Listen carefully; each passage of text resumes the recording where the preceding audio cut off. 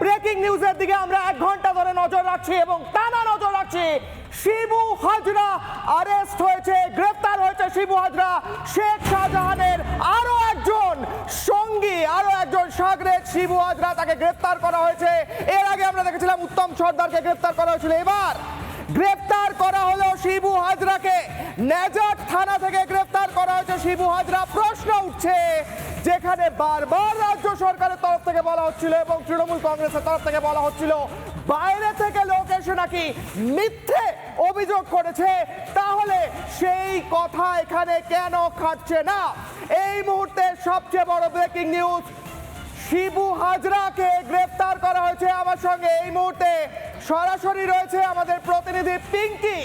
পিঙ্কি, শিবু হাজরাকে গ্রেফতার করা হয়েছে। তুমি গত 12 দিন ধরে, পিঙ্কি যদি আমার কথা শুনতে পাও, গত 12 দিন ধরে টানা সন্দেশখালীর মায়েদের, বোনেদের ওপর অত্যাচারের কথা তুমি তুলে ধরেছো। আজ তারা কি বলছেন?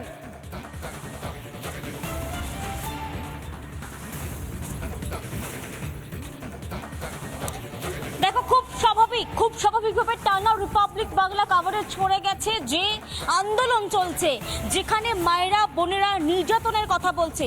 সেই আন্দোলনের খবর প্রথম দিন থেকে আমরা দেখিয়েছি এবং আমরা দেখাচ্ছিলাম। আজকে একটু দেবুকে বলবো, আমার বিজয় রয়েছে দেবু, তারা দেখাচ্ছে। তুমি দেখতে পাচ্ছ গ্রামের যারা পুরুষরা রয়েছে, যারা মহিলারা রয়েছে, তারা স্বতঃস্ফূর্তভাবে বেরিয়ে আসছেন।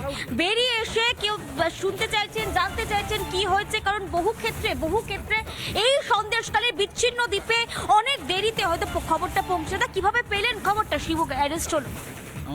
আমরা নিউজে দেখলেন, আর বাংলা দেখলেন? আর বাংলাতেই দেখলাম। কি বলবেন, মানে অবশেষে আপনাদেরই হয়তো মায়েরা, আপনাদের বোনেরা, আপনাদের স্ত্রীরা দীর্ঘদিন ধরে আজকের আন্দোলন করে গেল এবং অবশেষে দুজন গ্রেফতার। আজ থেকে কি লড়াই শুরু হলো? আসলে লড়াই শুরু হলো?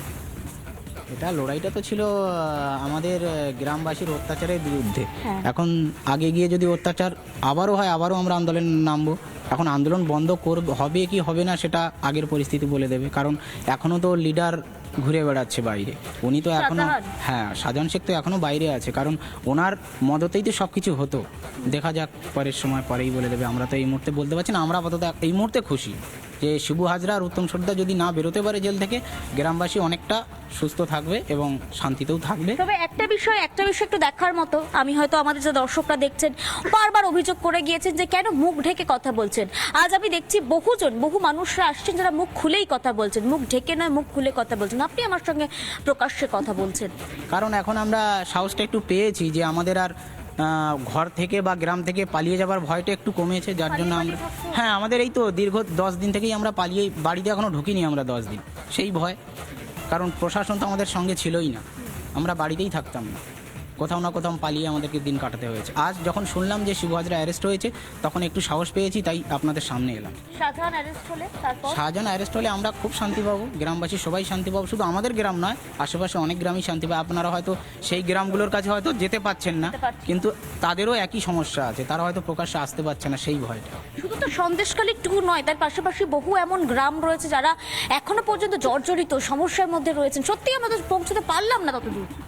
ওই জন্যই তো আপনাদেরকে বললাম, যেটা সন্দেশখালীর মানুষ একত্রিত হয়েছিল, যার জন্য তারা প্রতিবাদ করতে পেরেছে। কিন্তু সন্দেশখালীর বাইরে যে গ্রামগুলো আছে, তারা এখনও পর্যন্ত সেই সিচুয়েশনের মধ্যে আছে, কারণ আপনারা সেই জায়গাতে পৌঁছতে পারছেন না। আমরাও আপনাদের দৌলতেই এই অত্যাচারগুলো তুলে ধরেছিলাম, যার জন্য আমাদের আন্দোলনটা আমরা করতে পেরেছি। তার জন্য সমস্ত নিউজ চ্যানেলকে আমাদের গ্রামের তরফ থেকে অসংখ্য ধন্যবাদ। তার সঙ্গে ETV 9+ আর বাংলা। একদম স্বাভাবিক, খুব স্পষ্ট কথা তারা জানাচ্ছেন যে আজকে সঙ্গে কথা বলো। পিঙ্কি, তুমি আমাদের সঙ্গে থাকো। এই মুহূর্তে আমাদের সঙ্গে রয়েছেন আমাদের প্রতিনিধি টিটপ। শিবু হাজরা অ্যারেস্ট হয়েছে। শিবু হাজরা অ্যারেস্ট হওয়ার পর সেখানে সাধারণ মানুষ বলছেন টিটপ যে এখনো শেখ শাহজাহান তো অ্যারেস্ট হয়নি, তাই আমরা এখনো শান্তিতে ঘুমোতে পারছি না। টিটপ, যদি তুমি আমার কথা শোনো, তাহলে কখন শিবু হাজরাকে কোর্টে তোলা হবে? 1 নম্বর, 2 নম্বর, শেখ শাহজাহান কোথায় আছে? টিটপ, কিছু খবর পাওয়া যাচ্ছে কি? টিটপ, একদম একদম তুমি যেই কথাটা বললে সেই কথাটাই বলছে। তো সাধারণ মানুষ বারবার করে যে অভিযোগটা করেছিলেন যে শিবু হাজরা এবং উত্তম সর্দার, অর্থাৎ তাদেরকে বারবার করে যেন তাদেরকে গ্রেপ্তার করে তারা আতঙ্কমুখী। আমরা গিয়েছিলাম, আমি গিয়েছিলাম সেই সন্দেশখালীতে, সেই ডেরা, যে ডেরা এলাকার সাধারণ মানুষ, সাধারণ মহিলা তারা বারবার করে দেখিয়েছিলেন, সেই জায়গায় দাঁড়িয়ে অবশেষে শিবু হাজরাকে গ্রেপ্তার করেছে পুলিশ। অর্থাৎ আমরা দেখিয়েছিলাম যে সন্ধ্যাবেলা ঠিক বিকেল 5:30 নাগাদ বরিশাল পুলিশের পুলিশ সুপার তিনি সাংবাদিক সম্মেলন করেছেন। তাকে বারবার জিজ্ঞেস করেছিলাম যে যার বিরুদ্ধে স্পেসিফিক অর্থাৎ উত্তম সর্দারের বিরুদ্ধে যে অভিযোগ ছিল সেই শিবু হাজরার বিরুদ্ধে একই অভিযোগ, তাহলে কেন শিবু হাজরাকে খুঁজে পাওয়া যাচ্ছে না? পুলিশ সুপার তিনি বলেছেন যে অপেক্ষা করুন, ব্যবস্থা করা হবে আইনগতভাবে। ঠিক অর্থাৎ তার 1.5 ঘন্টা পরেই শিবু হাজরাকে গ্রেপ্তার করলো। সেখানে দাঁড়িয়ে প্রশ্ন উঠছে, এলাকার সাধারণ মানুষ তারা বলছেন তারা কিছুটা শান্তি পেয়েছেন, তবে তারা চাইছেন শাহজাহান করে গ্রেপ্তার হবে তাদের বক্তব্য। তবে যে ডেরাগুলো আমরা দেখিয়েছিলাম যেখানে সন্দেশকারী মায়েদেরকে সন্দেশকারী মহিলারা একদম সঠিক কথা বলেছো, সেখানে সাধারণ মানুষের কথা বলছো। তুমি আমাদের সঙ্গে থাকো। এই মুহূর্তে দর্শকদের কাছে জানাই যে ফিরতে হবে আমাকে পিঙ্কি, এবং এখন আমাদের সঙ্গে রয়েছেন আমাদের সিনিয়র এডিটর শুভ্রাংশু চ্যাটার্জি। শুভ্রাংশু, বারবার আমরা সন্দেশখালীর মায়েদের কথা বলেছি, বোনেদের কথা বলেছি, তাদের অত্যাচারের কথা বলেছি।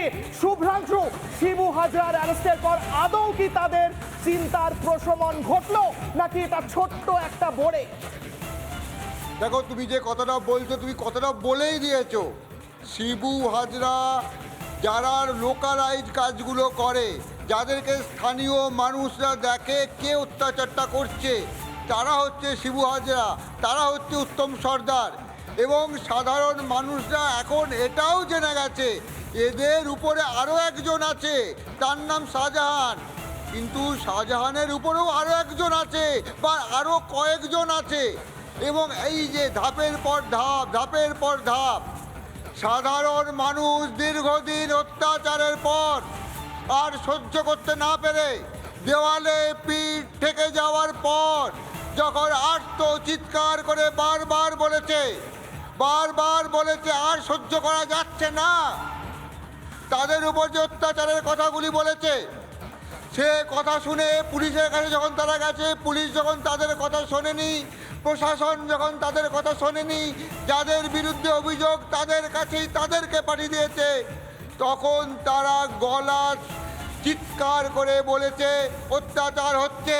এবং সেই কণ্ঠস্বর মিলিয়ে রিপাবলিক জনকণ্ঠস্বর মানুষের কাছে পৌঁছে দিয়েছে। তারপর শাহজাহানের যে দুই শুভ্রাংশু, তুমি আমাদের সঙ্গে থাকো।